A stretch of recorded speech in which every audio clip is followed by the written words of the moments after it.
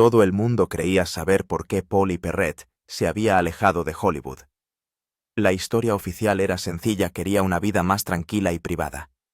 Pero los documentos filtrados cuentan una verdad mucho más oscura. Detrás de las cámaras había acusaciones de agresión, violaciones de la seguridad en el trabajo, y un coprotagonista al que temía tanto que necesitaba terapia solo para sobrellevarlo. La CBS pensó que un acuerdo enterraría el escándalo. Se equivocaron. Y ahora, a sus 56 años, Polly está finalmente dispuesta a compartir lo que realmente sucedió en esos últimos años en el set. Nacida el 27 de marzo de 1969 en Nueva Orleans, la infancia de Polly fue de todo menos estable. El trabajo de su padre en el ferrocarril hizo que la familia estuviera en constante movimiento. Cuando era adolescente había vivido en 14 estados diferentes. Como nunca estuvo en un lugar el tiempo suficiente para sentirse como en casa, aprendió a adaptarse rápidamente, a mezclarse y a leer a la gente con aguda intuición. Aunque nació en Louisiana, Polly suele decir que Alabama es su hogar. Aquellos años de constante agitación forjaron su resistencia y más tarde le dieron las habilidades de supervivencia que necesitaría en Hollywood. Incluso antes de que el mundo la conociera como Abby Ciuto en NCIS Polly, tenía la mirada puesta en la lucha contra el crimen. Mientras otros niños soñaban con cuentos de hadas y dibujos animados, ella devoraba historias sobre criminales y la ciencia utilizada para atraparlos. Algunos días hablaba de unirse a una banda de rock o trabajar con animales, pero su ambición más profunda era convertirse en agente del FBI. Y no bromeaba. Después del instituto persiguió esa pasión sin descanso. Estudió justicia penal y se licenció en sociología, psicología y criminología antes de trasladarse a Nueva York para empezar un máster en el John Jay College of Criminal Justice. La fama nunca fue su objetivo. Lo que la impulsaba era una pregunta inquietante. ¿Por qué la gente hace daño a los demás sin remordimiento? Esa pregunta se hizo aún más personal en los años 80 cuando, mientras vivía en Atlanta, sufrió un violento atraco. Rara vez comparte los detalles de la agresión, pero su impacto le cambió la vida. En lugar de dejar que el trauma la consumiera, Polly lo transformó en determinación.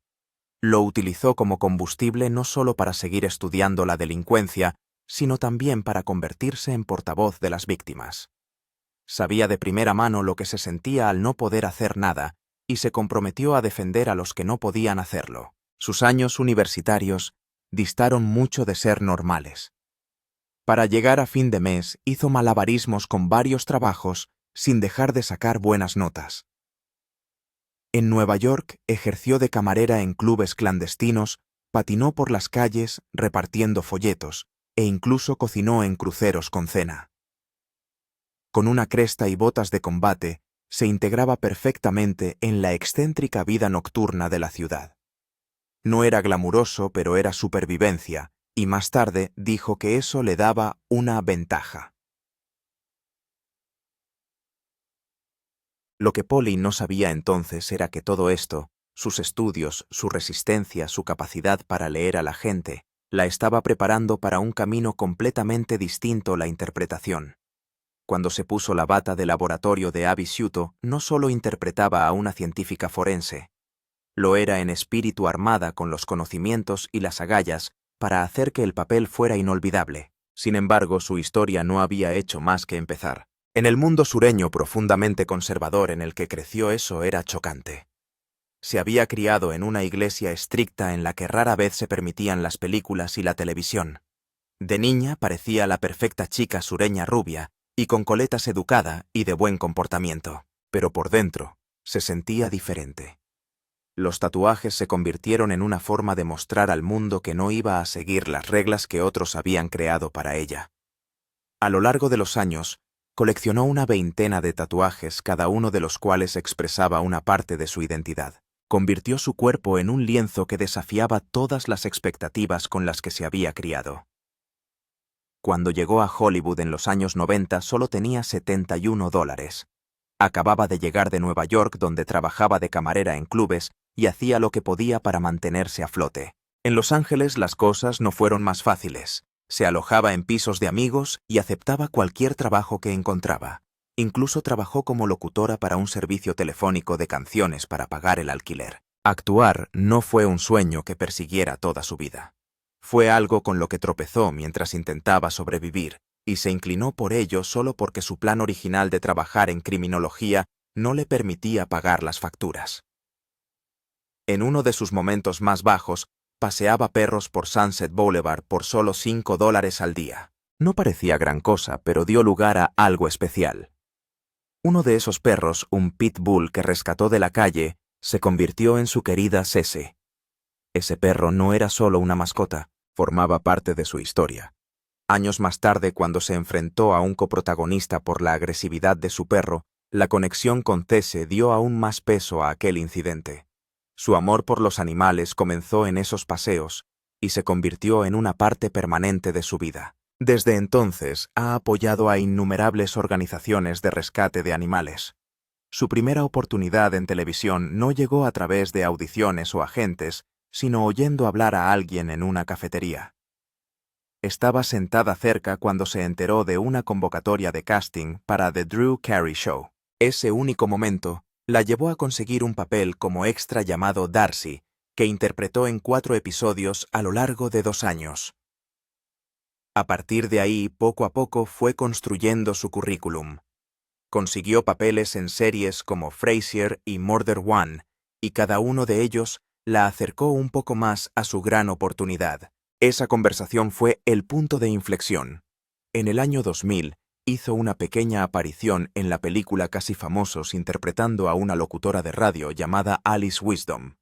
No era un papel importante, pero le dio la oportunidad de trabajar con actores como Philip Seymour Hoffman y el director Cameron Crowe. Unos años antes, había protagonizado un pequeño drama titulado The Price of Kissing. Estos papeles no fueron éxitos de taquilla, pero la ayudaron a crecer como actriz. Aunque Casi Famosos no ganó mucho dinero en taquilla, se convirtió en una película de culto. Su presencia en esas películas demostró que tenía talento mucho antes de que NCIS la hiciera famosa. En 2003, Polly Perrette entró en la sala de audiciones vestida con unos holgados Levi's zapatillas de deporte y una simple camiseta blanca. Era rubia natural, nada que ver con el personaje por el que pronto sería conocida. Pero en el momento en que entró don Belisario, dijo al parecer que era ella. Su amigo Kevin Lawson confirmó más tarde que Perrette ni siquiera necesitaba esforzarse. Su energía con cafeína, su calidez al hablar y su amor por los abrazos eran suficientes. Abishuto no era un papel que ella interpretara, era parte de su yo natural. Su energía con cafeína, su calidez al hablar y su amor por los abrazos no eran fruto de un guión, era solo Polly siendo Polly. Y ese momento lo cambió todo. Abby no solo se unió al equipo, se convirtió en el corazón del equipo. Aunque no hay datos oficiales de la CBS que comparen su popularidad con la de otros personajes, los fans lo dejaron claro. Los espectadores adoraban a Abby. Se convirtió en una de las favoritas de los fans, y su papel superó rápidamente las expectativas. Los guionistas se dieron cuenta de la conexión y siguieron ampliando su tiempo en pantalla. Cuando se fue en 2018, había aparecido en todos los episodios desde el comienzo de la serie. Nadie más en el elenco tenía ese tipo de racha. En el plató, un pequeño peluche causaba más caos que cualquier actor. Se trataba de Bert el hipopótamo pedorro, un peluche morado que emitía pedos al apretarlo. Lo que empezó como un accesorio de fondo se convirtió en una leyenda del plató. El reparto y el equipo lucharon por conservarla. Los productores tuvieron que encerrarlo para evitar que se lo llevaran a casa. Bert aparecía episodio tras episodio ofreciendo alivio cómico en las escenas más oscuras. No fue la mercancía lo que convirtió a Abby en un icono. Fueron toques extravagantes como este los que la hicieron inolvidable. Entre bastidores, Perrette se tomaba en serio el trabajo de Abby como forense. Cuando se emitió el tercer episodio Sea Dog en octubre de 2003, quedó claro que Abby sabía lo que hacía. Pero no fue por accidente. Perrette trabajó con verdaderos expertos forenses y aprendió la ciencia por sí misma. Estudió análisis de ADN balística y protocolo de laboratorio para que el papel pareciera real. No se limitó a memorizar líneas. Entendía lo que significaban. Eso hizo de Abby algo más que un personaje de televisión. Se sentía como alguien que podría entrar en un laboratorio real de NSYS y ponerse a trabajar. El corazón de Polly Perrette no estaba solo en el papel. Se volcó en causas importantes. Una de ellas era ayudar a los veteranos.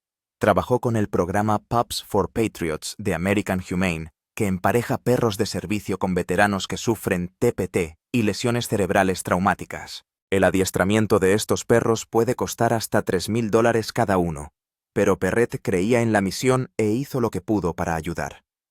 El programa ha emparejado a más de 160 veteranos con perros adiestrados, dándoles no solo apoyo, sino dignidad. Reflejaba el profundo respeto de Abby por los militares. La popularidad de la serie se disparó durante el final de la 7ª temporada. Ese episodio atrajo a más de 20 millones de espectadores en Estados Unidos. Fue un momento importante para NCIS. El drama criminal incluso superó los índices de audiencia de American Idol ese año. El programa ganó un 25% en el grupo de edad de 18 a 49 años respecto a la temporada anterior. Pasó de 14,9 millones a 17,6 millones de espectadores totales de un año a otro. Esto no fue solo otro final. Fue el momento en que NCIS se convirtió en el drama con guión número 1 en Estados Unidos y se mantuvo allí. Una de las victorias de marketing más extrañas pero efectivas fue la de la bebida emblemática de Abby Calf Pau. Empezó como una idea de diseño. Originalmente se suponía que eran pastillas de cafeína, pero los productores no querían que Abby tomara pastillas en pantalla, así que la convirtieron en una bebida energética de color rojo brillante. Y ese vaso rojo se convirtió en un icono. City11 aprovechó la idea y lanzó una promoción que aumentó las ventas de bebidas energéticas un 14% en todo el país. Incluso hicieron tazas de Calf Pau con motivos navideños. Lo que la mayoría de los fans no sabían es que Polly Perrette nunca se lo bebía. Sus tazas estaban llenas de zumo de arándanos. Perrette nunca pidió un doble de cuerpo. Ni siquiera en las escenas que la incomodaban físicamente. Sufría de claustrofobia severa, pero aún así rodó sin ayuda dentro de los estrechos decorados de la morgue. Un episodio Bête Noire la obligó a enfrentarse a esos miedos en una importante escena con rehenes. No se acobardó. Siguió adelante, incluso cuando el decorado le hacía sentir que no podía respirar. El programa lo llamaba necrofobia.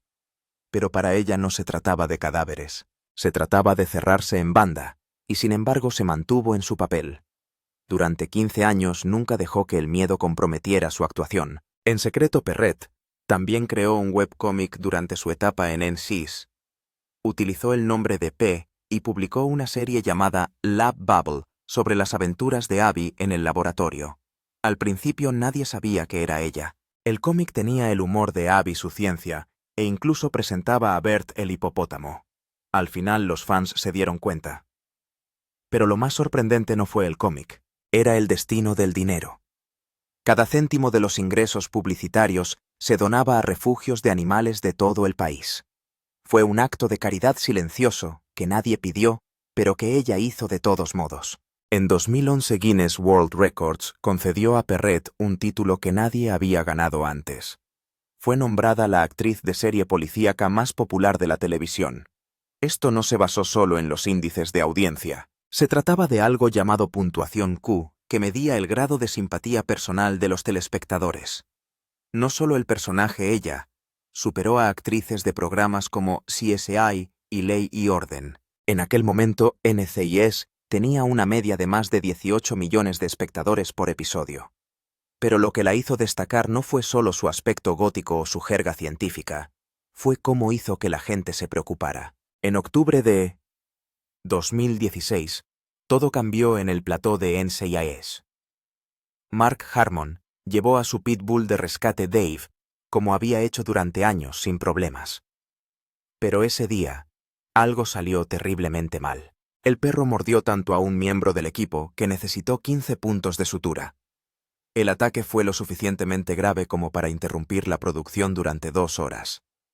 No fue solo un susto rápido. La lesión le dejó profundas heridas físicas y daños emocionales.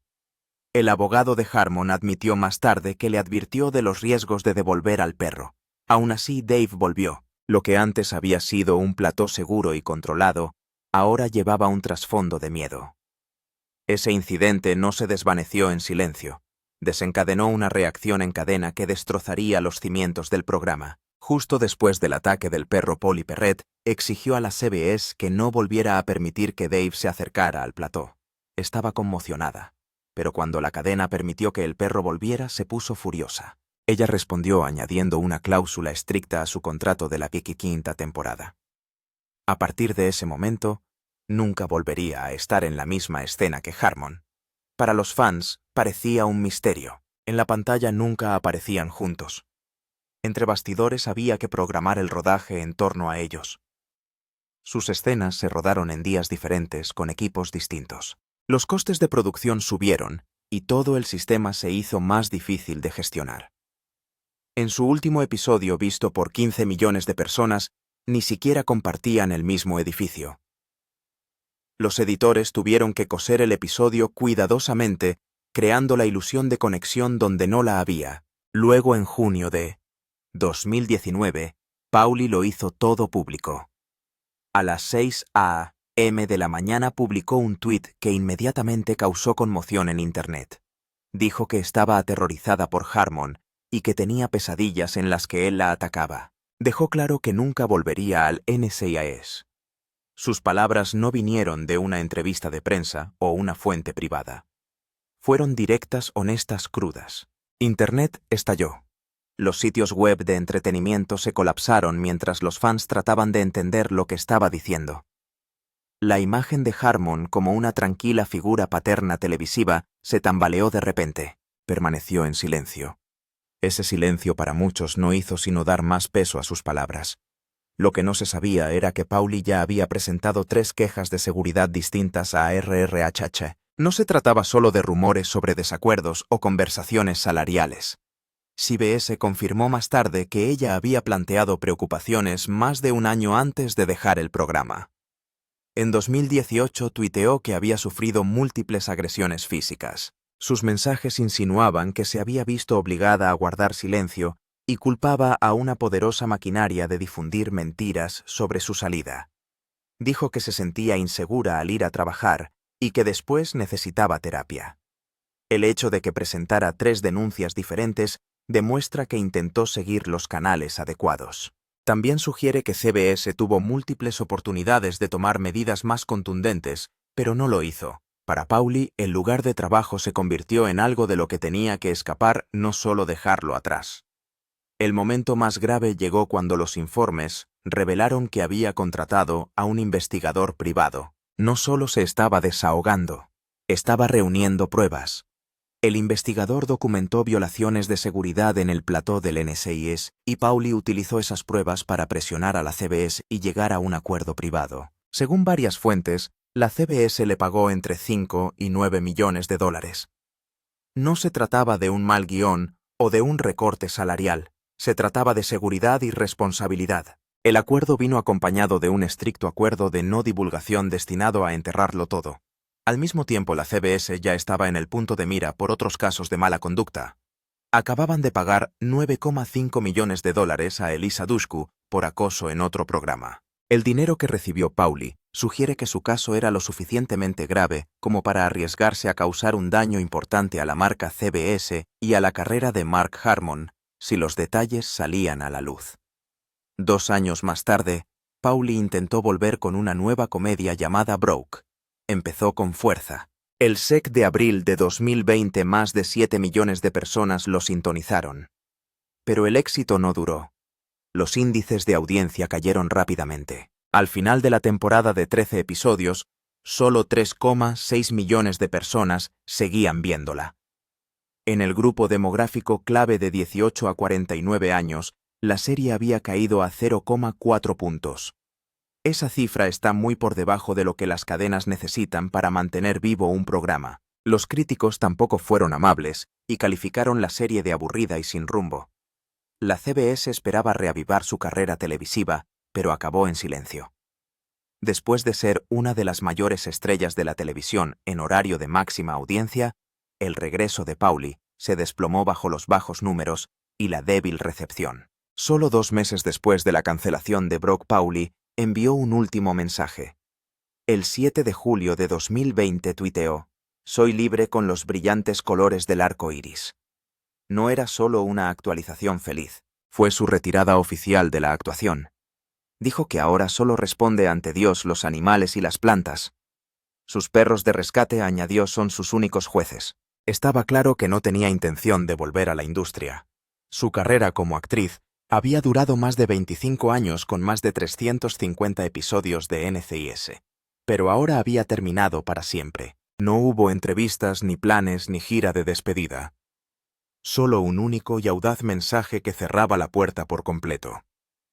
Lo que sorprendió a muchos fue lo que vino después. Incluso después de retirarse, seguían ofreciéndole trabajo. Grandes programas como The Good Doctor y Law and Order SVU querían que apareciera en papeles de invitada. Este tipo de partes suelen pagar entre Lala 100.000 y Troala 300.000. Para alguien con su experiencia y reconocimiento eran victorias fáciles. Pero ella dijo que no. Ya no se trataba de dinero, se trataba de la paz. Aunque una vez apoyó a la V y sus causas, se negó a volver a ese mundo. Rechazar ofertas como estas mostraba que iba en serio. No perseguía la fama, estaba protegiendo su propio bienestar. La mañana de septiembre de 2021, Pauli Perret abrió los ojos y al instante supo que algo iba mal. Todo el lado derecho de su cuerpo estaba completamente entumecido. Intentó quitárselo de encima pensando que tal vez había dormido en una posición extraña, pero la sensación no volvió. El dedo que tocaba su propia mejilla parecía pertenecer a otra persona. Ni siquiera el peso de su portátil apoyado en las piernas significaba nada para su piel.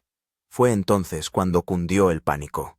Llamó a su médico, que le dijo que no esperara. En cuestión de minutos, estaba en urgencias rodeada de personal médico que le confirmaba lo que más temía. Con solo 53 años, sufría un derrame isquémico masivo. Durante 36 horas, su voz desapareció. No podía hablar. Cuando por fin recuperó el habla, sus primeras palabras no fueron dramáticas. Fueron ligeras, incluso un poco sarcásticas. «Tío, ¿en serio?». Pero la verdad era que su médico no esperaba que sobreviviera más allá de las 5 p.m. ese día. El ictus había sido así de peligroso. La recuperación fue larga y agotadora, con meses de terapia para el habla y las habilidades motoras. Pero sobrevivió con cicatrices, pero viva. Lo que la ayudó a sobrevivir no fueron solo los médicos. Fue Rosie. Rosie no era una enfermera ni un miembro de la familia. Era el perro de rescate de Perret. Mientras se desarrollaba el ataque, Rosie no paraba de darle zarpazos, despertándola justo a tiempo. Ese pequeño acto marcó la diferencia entre la vida y la muerte. Cada minuto cuenta durante un infarto, y Rosie le hizo ganar esos minutos. Perret siempre había sido una apasionada del rescate de animales. A lo largo de los años adoptó varios perros, y a menudo compartía lo mucho que significaban para ella. Pero esto era diferente. El perro que había salvado acabó salvándole la espalda. Ese momento le hizo darse cuenta de que su vínculo iba mucho más allá del compañerismo. Era supervivencia. A partir de entonces, su devoción por el rescate de animales se hizo más profunda, basada en la gratitud y en algo casi espiritual. Ese sentido de la espiritualidad se profundizó tras el derrame cerebral. Perret empezó a buscar la paz en lugares tranquilos lejos de Hollywood. Empezó a visitar un monasterio benedictino en Big Sur 2 veces al año. Allí aprendió a ir más despacio, a respirar y a escuchar. Los monjes no intentaron convertirla. En lugar de eso, le enseñaron a sentarse en silencio, a rezar de una forma que le parecía real. Se le ocurrió una sencilla oración que repite a diario: «Gracias por todo y perdóname por todo». En esos momentos de quietud dice que escucha la guía no en voz alta ni dramática, sino clara. Palabras como confiar o no llegan ahora como susurros. Esta no era la fe que había conocido en su infancia. Por aquel entonces ni siquiera sabía cómo rezar. Pero ahora sus conversaciones con Dios parecen conversaciones con un amigo. Estos retiros le ayudaron a superar algo más que el ictus. Le ayudaron a procesar años de traumas, incluidos abusos en el pasado, y un brutal ataque en 2015 que la dejó conmocionada y aterrorizada. Aun enfrentándose al dolor personal, Perret siguió encontrando formas de dar. Se convirtió en productora ejecutiva de un documental llamado Studio One Forever, un proyecto que significaba mucho para ella. La película explora la historia de Studio One, la primera discoteca gay de Estados Unidos que funcionó en West Hollywood entre 1974 y 1994. No era solo un club nocturno. Fue un lugar donde la comunidad LGBTQ encontró libertad, alegría, y a los demás, especialmente durante los aterradores primeros días de la crisis del SIDA. La película cuenta historias de famosos que estuvieron allí como Bruce Vilanch y Chita Rivera, pero la razón de Perret para hacerla era sencilla. Quería que esas voces se oyeran. Quería que la gente supiera que Studio One no era solo una pista de baile. Era un lugar seguro en una época peligrosa. El proyecto se estrenó en el Festival de Cine Outfest LA 2023 y se convirtió en una celebración de la historia, la resistencia y la comunidad. Pero algunos de sus trabajos más significativos nunca llegaron a los titulares. En 2015, ayudó en silencio a una joven enferma de cáncer llamada Cristina Flores. Cristina era una gran fan de NCIS y soñaba con conocer a Avis Quito. Gracias a la fundación Make-A-Wish, ese sueño se hizo realidad. Se conocieron, pasaron tiempo juntas e incluso se hicieron tatuajes temporales a juego. Semanas después, Cristina falleció. Nadie lo sabía entonces, pero Polly había pagado todo el funeral y los gastos de viaje de la familia de Cristina. No fue por publicidad, era privado. La única razón por la que se hizo público fue un tuit de la tía de Cristina que luego fue borrado. Perret nunca hizo comentarios. No le hacía falta. Ya había hecho lo que importaba, honrar a una niña cuya fuerza le llegó al corazón. Hollywood seguía llamando, pero Polly seguía eligiendo sus valores. En 2007, la revista Playboy le ofreció $750,000 por posar. Ella dijo que no. En 2013 volvieron con casi $1 millón. Volvió a rechazarlos. En aquella época, NCIS era uno de los programas más vistos de la televisión, con más de 19 millones de espectadores cada semana. Playboy asumió que ella diría que sí, pero no quería formar parte de nada que convirtiera a las mujeres en objetos. Sabía que los fans jóvenes la estaban viendo y quería enviar un mensaje diferente. En una entrevista de 2014 con TV Guide, dijo que las ofertas no la tentaban ni siquiera un poco. Ella creía en mostrar la fuerza de otra manera y se mantuvo firme en esa creencia incluso cuando le costó. Pero tal vez la mayor sorpresa llegó en 2023, cuando se filtró el testamento de Polly durante una presentación testamentaria en Los Ángeles. El valor total de su herencia era de más de $22 millones. Ni un solo dólar se dejó a la familia o amigos. En su lugar, cada céntimo se destinaba a No Kill Animal Shelters y al Innocence Project. Su abogado lo confirmó diciendo que quería evitar cualquier drama hereditario. Ya había pasado años apoyando estas causas. Solo en un año rescató a 12 perros. Su testamento se dividió con esmero 60% para refugios y 40% para ayudar a liberar a los condenados injustamente. Incluso hizo una última petición. Sus cenizas se dividirían. La mitad se